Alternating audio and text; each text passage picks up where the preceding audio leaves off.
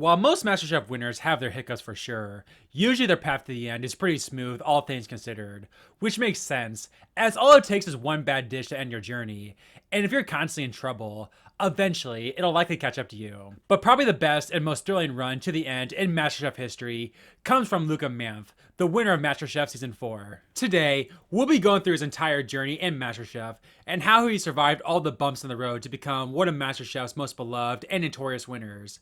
Be sure to hit that subscribe and like button to support these MasterChef videos. And with that, here is the full story of Luca. Luca's MasterChef journey would actually start in Season 3. And yes, you heard that right, as that of course means that a future MasterChef winner wouldn't even make it past the first round this season. But Luca came so ridiculously close to earning an apron in Season 3, with Gordon clearly seeing a ton of potential, that he gave him a second chance of a lifetime. This is tough. You can cook. You're passionate. I know you can do better. That's not perfect. You know that. I can do much better. For me, it's a no. Continue cooking, because next year, I think you can come back, just completely rise above the competition. That dish there is what I'm going to judge you on this year, and it's not good enough for now. But I want to see you back next year. Grazie, Luca. Arrivederci. It was a great opportunity. I missed it. I go back home to my wife. I will come back 100%. And yeah, this wouldn't be something that would never have a follow-up, as I'll be damned, the determined Luca would indeed wait a year and come back one season later. But of course this time, it was officially do or die to earn that white apron. Buon appetito. Grazie. Pan steamed them first with some shallots and garlic, and then I blended with the ricotta and the nutmeg. On top is balsamic? I made just a little reduction of balsamic. Great, thanks. So, mark your dish out of 10. 6.5. The sauce is a little bit grainy. Pecorino Romano is a very difficult cheese to use. But I think that you have a lot to give, and I want to see you cook. I want to see you compete, so I'm a yes again. Thank you. The sauce, it kind of ruins it for me. It's almost overly salted, and I don't like the texture. It was a no last year, and sadly, I'm a no this year. I apologize. And you've got a big to come back into this competition and put broccoli rabe inside a ravioli. I made the right decision last year, and I'm going to make the right decision again this year. You're not going back to your job in New York because you're in MasterChef. Congratulations. Wow. Be more confident. Slow down. You'll surprise yourself. Congratulations. Thank you.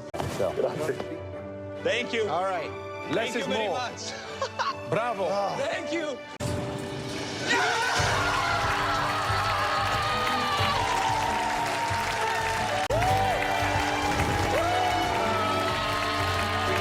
Mama! Papa, I made it!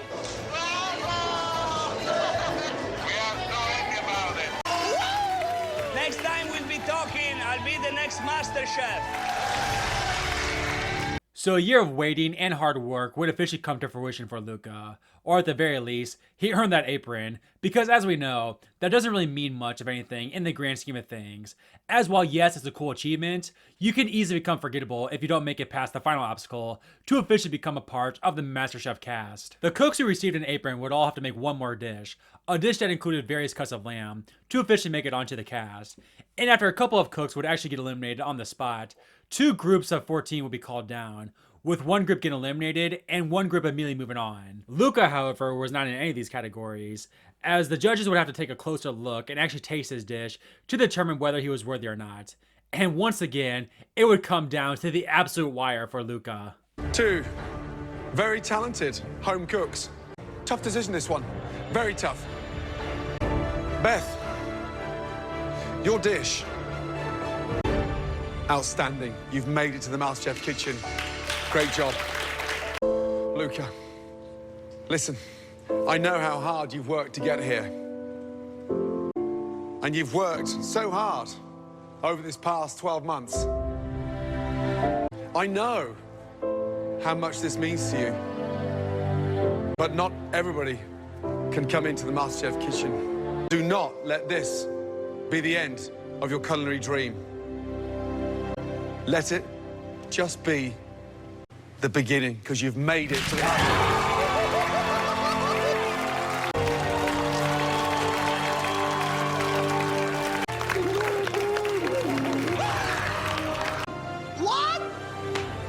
I'm going to the MasterChef kitchen. I lost like 5 years of my life, but I made it. So after Liddy scraping and clawing his way into the official cast of 19, Luca already has to be seen as a fan favorite by the audience, as not only did many fans remember him from season 3, but the fact that he not only stuck to his dream for a year, but got the ever so classic final cast spot moment, you can't help but root for the guy, and by all accounts is already a massive character this season due to his story. And with that, the run of Luca in MasterChef season 4 is officially underway. Luca would actually be somewhat quiet early on, as in the first elimination challenge, while his dish was somewhat glossed over, it wasn't great, but was the 4th worst dish as opposed to one of the bottom 3. And then he would be invisible in the first team challenge as he was on the winning team. However, at the final 17, Luca would have his first breakout moment, as in the Japanese mystery box challenge, he would come out on top to earn safety. However, by winning the mystery box, that also meant he had to be strategic, as not only would he choose a specific dessert the cooks had to make, ultimately choosing cupcakes, but he also got the chance to sabotage a contestant by not giving them a mixture to bake with, ultimately choosing the safe pick in Jordan, as he had saved himself directly after losing the previous team challenge. However, this decision would completely backfire on Luca. There's one person I want to see the reaction. I want to see what he thinks of your cupcakes. It's the man that tried to you. Here you go, Luca. Take a bite. What do you think? Safe or going home potentially? 100% safe. They are delicious. Good job. Can I keep it? Yeah, of course you can. Thank you. Good job, man. So maybe backfire is a bit of a strong word, as Jordan was an easy choice. And while he was a fan favorite as well by this point, it's not like this was some type of karmatic moment for Luca that would look bad for him as a potential winner.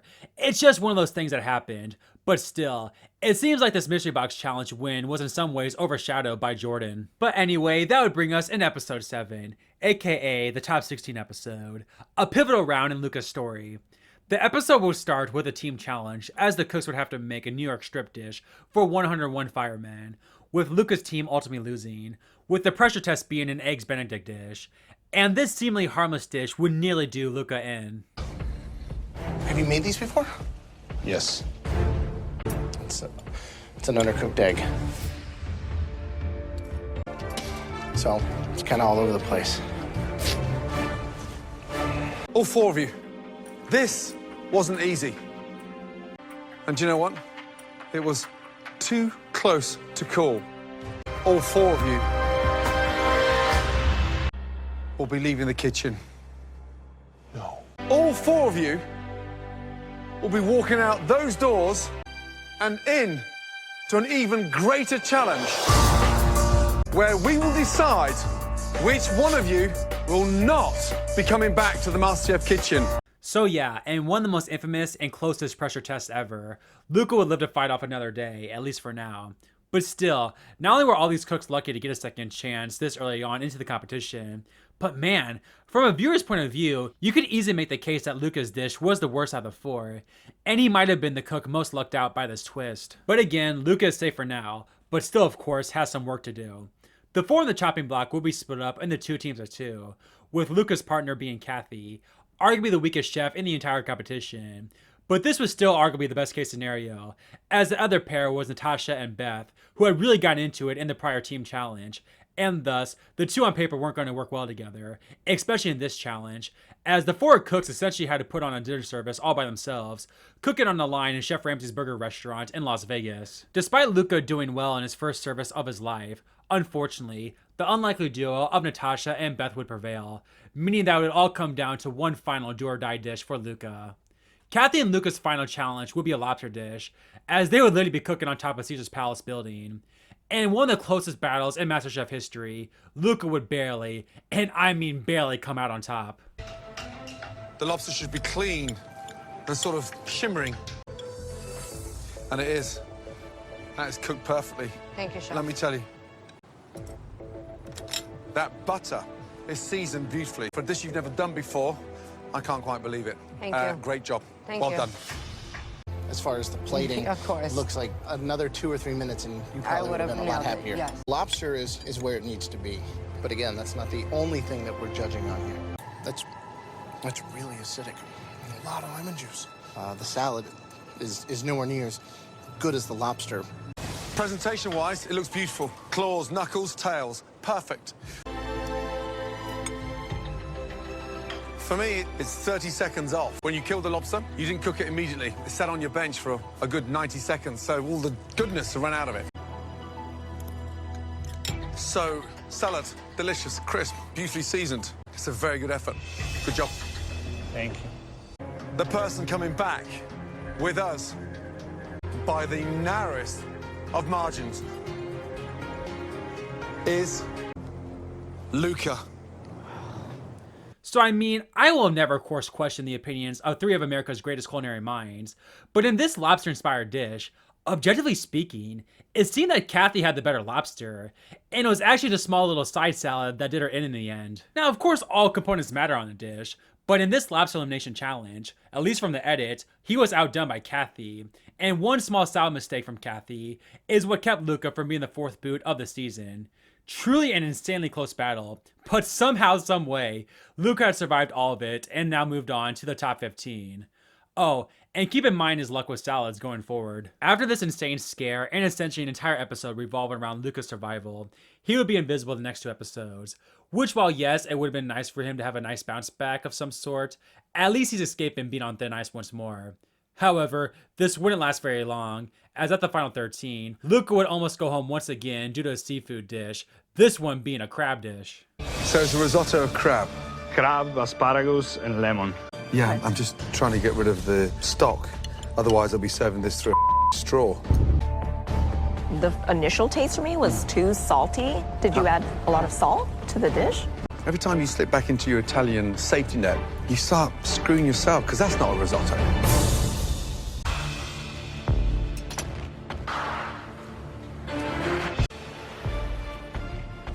It's a disaster. It's kind of embarrassing. I know. In the end, while Luca would be the first one safe, let's be honest, it was truly between him and Beth for going home, as Chrissy was never going home this early, as unfair as that may be, and Luca can thank his lucky stars that he's scraping by due to other weaker chefs being just a bit worse overall. And again, while you can get by with that somewhat early on, Luca's truly run out of chances, and Luca's weakness was starting to be noticed by the other chefs as well, as he was constantly in the bottom 5 for team picks, and at the final 12, he was essentially the last one picked in terms of talent, only being picked over Chrissy because obviously nobody wanted to work with her. In a strange move though, despite being picked last, team captain James would choose Bree to sit out of the challenge, which meant that she wouldn't have to cook in the pressure test if the blue team lost, which they did, meaning that Luca was essentially picked last and didn't even get any benefits from it. However, at the elimination challenge, despite his worries, he would have his first breakout dish in some time. Okay, what is this? Banana cake with pastry cream and strawberry compote. The last elimination test, you were in the bottom 3, no? Yes, sir. Is today different? No. No, I'm just not confident. I don't think the inside is cooked enough. Is this melted banana here, or is this raw cake? Your guess is as good as mine. Oh, Doesn't look so bad. I think it's the banana. Pretty good.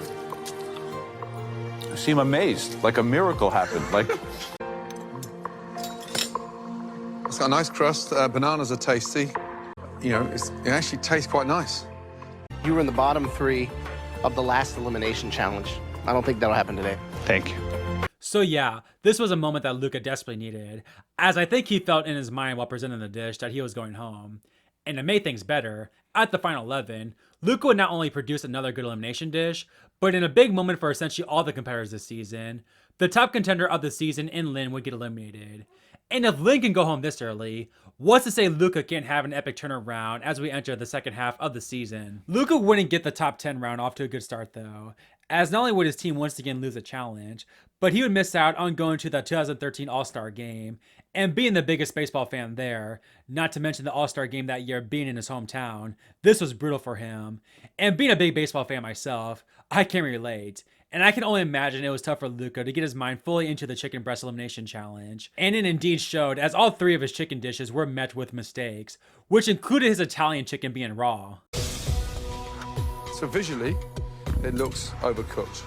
How can you get that skin crispy if you've got all that butter underneath there? Seasoned nicely, but it's just overcooked. So all the moisture's gone. I'd say it's cooked 90% of the way. You can see here, slightly under. Luca, this should be the one, the Italian stuffed chicken. I hope so.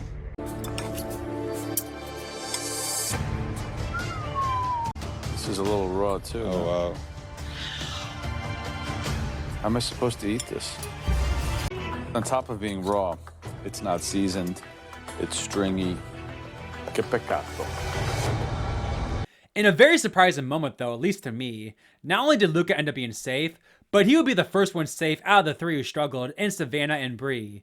Again, I'm not the one judging, nor am I some culinary genius, but from my point of view and the edit I saw, I think I probably would have sent home Luca, or at the very least, it would have been extremely close between him and Savannah. The chef will ultimately went home this round. So as you guys can see, it's been an extremely, and I mean extremely bumpy road for Luca as we enter the final 9, and he has to be seen as far and away the weakest link within the group.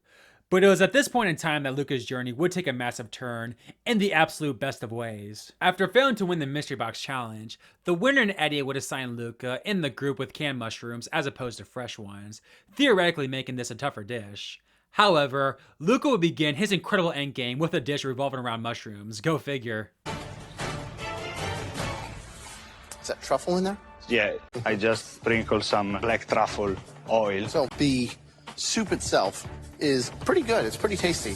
So this was a much needed episode for Luca, but as we've seen, he's had his moments for sure, but has never been able to keep the consistency. And he would somewhat struggle in the final 8-team challenge, as he would have a bit of a freak out during the outdoor challenge, but in the end, for the first time in a while, Luca's team would win, earn him a place in the final 7. And while I said earlier that the final 9 might have been the beginning of Luca's turnaround, you can honestly pinpoint this round as when Luca truly took off. And it seemed all it took was a spark from his beautiful wife to propel him in this endgame. Yeah. Please, go and spend some valuable time with him. Put him out his misery. You look so beautiful. So beautiful. Best thing if I win the mystery box with this super classic Italian dish and my wife in the balcony. Look at that smile on your wife's face. Describe the dish, please. Pan-seared halibut, which I wrapped in cold fat, served on a bed of white asparagus risotto. It's glistening. Beautiful colour on the top. It's seared beautifully on the bottom as well. 2 highly skilled bits there. The risotto, nailed beautifully. Lovely garnish. But the freshness, that mint, you know, only a crazy Italian could think of that. And that's you. Well done. This dish was paying tribute to the loved ones. The person who cooked the best dish. Congratulations. Luca. Not only did Luca have arguably his best performance of the season, but there would be some big time foreshadowing throughout the episode, as Natasha felt that Luca was gunning for her throughout the episode, and to be honest, that was somewhat true, as he put her with Chrissy, with the two obviously hating each other, but his other pairs in Eddie and Jesse and James and Jordan would be even better strategy-wise, as the latter had too big of egos to work together, while the former simply had no chemistry, causing them to lose in the end, with Eddie ultimately getting the boot. This would take us into the top 6, or at least we thought, as unfortunately for Luca and the other 5, a previous contestant would come back into the game, with Lynn, Beamy, and Brie getting a second chance of a lifetime a la Luca, with Brie in the end coming back. But hey, it seems like 7 must be a lucky number for Luca, because at the second final 7 round, he would once again have a great mystery box challenge dish, and even though he wouldn't win, everyone was starting to take notice about just how much Luca was beginning to step it up in the endgame, and now all of a sudden was a serious contender. We would like to examine further. The home cook that put it together is starting to hit this level. Luca. I don't know what the hell's been going on with Luca. All of a sudden, that dude has been on fire. I'd really like that to stop. I make a grilled filet mignon, served with haricot verts and roasted potatoes, very classic, with a Parmesan crema. Why did you wait till now to start creating these kind of dishes? Like you're not paying attention? You almost went home in Vegas. I mean, come on. I think it's really like a learning process. This is like a steak you would expect to have like in a really good Parisian bistro or maybe in the West Village in New York. Really good. Bravo. Thank you. Luca was dominating so much all of a sudden that he would be one of the main targets for Chrissy, given the Italian man a turkey dish. But while Luca wouldn't be one of the best dishes of the night, he would produce a great American classic in the turkey, and now this time, officially moved on into the final 6. Unfortunately, while 7 may have been a lucky number for Luca, 6 obviously was not, as he had a very tough episode during another dinner service despite doing damn well in the previous dinner services, getting confused on orders, and serving multiple raw scallops. Thankfully though, his team would come out on top, but I do think Luca might have been in some serious trouble had his team lost, as he would have had to gone up against Natasha and Jessie, the 2 best cooks at this point in the season. And hey, Luca had obviously been dominating recently, and maybe he would have been fine, but between his performance throughout the season, and especially during this challenge, it could have been one of those instances where he would have been eliminated even had each cook made a mistake as a bit of a tiebreaker, as Jessie or Natasha producing a flat-out bad elimination dish would be super unlikely, and thus Luca would have to have been absolute perfect in this elimination challenge. But nonetheless, Luca didn't have to worry about any of that, and now had a 1 in 5 chance of winning MasterChef. And you know how I just said how he might have been in some serious trouble and would have had to have been perfect to survive? Well, in this elimination challenge, his dish was indeed pretty much perfect, giving the judges no choice but to deem his dish the best of the night. The color's incredible. Thank you.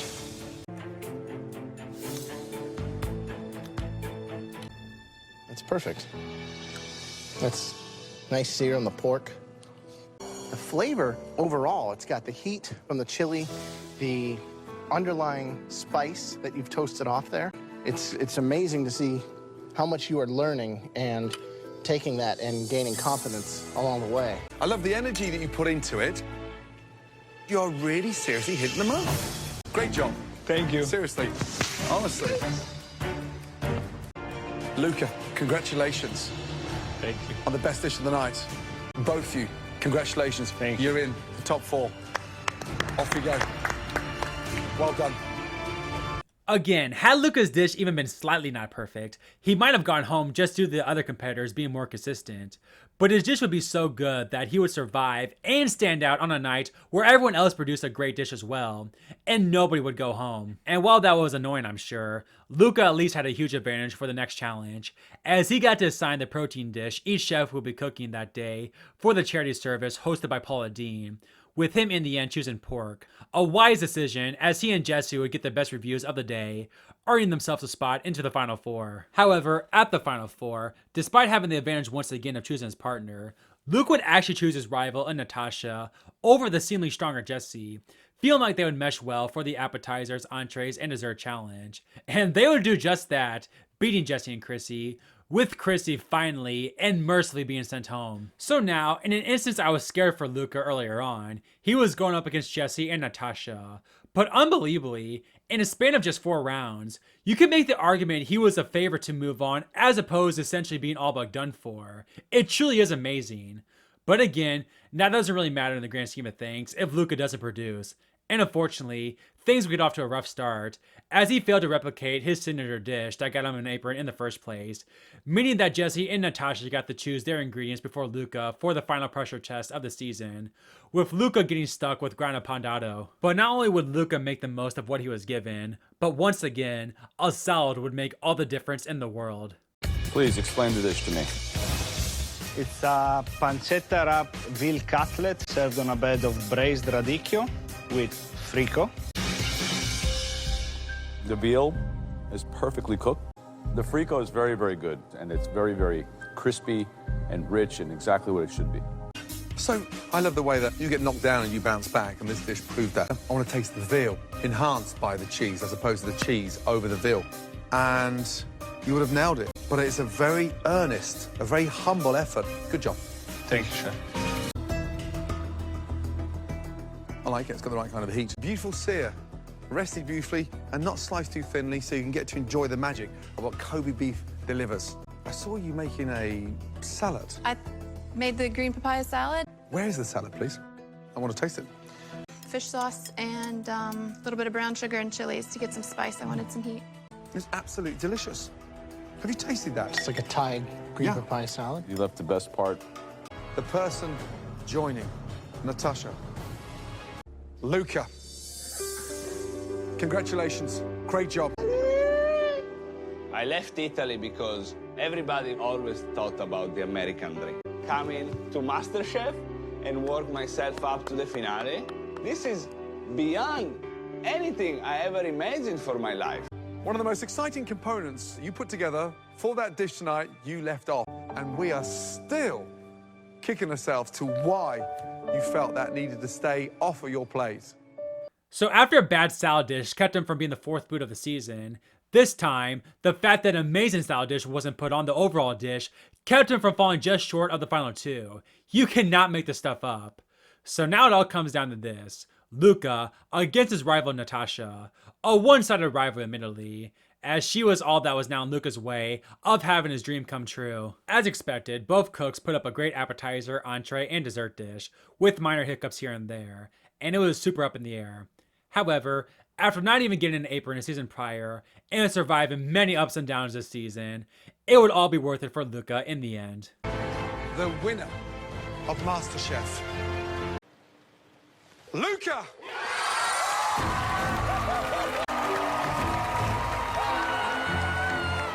Came here from another country because America is the best place in the world. And now I am America's MasterChef. I mean, seriously, what an insane run for Luca. Again, this man not only didn't even get an apron in season 3, but barely got one this year, and was the last person to make it on the official cast, so the fact that he even made it that far was an insane story within itself.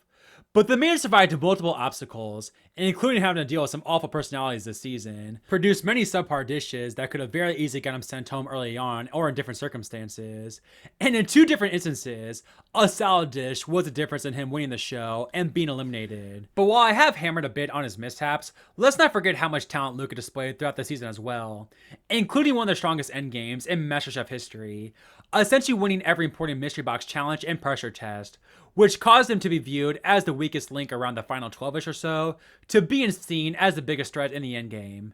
And the fact that he remained his loving self throughout is probably the best achievement of it all. Truly an epic ride. So there you have it, guys, the full story of Luca and MasterChef. Let me know what you think of Luca in the comments below, and be sure to hit that subscribe and like button if you want to see more MasterChef story videos. And with all that said, take care everyone, and I'll see you next time.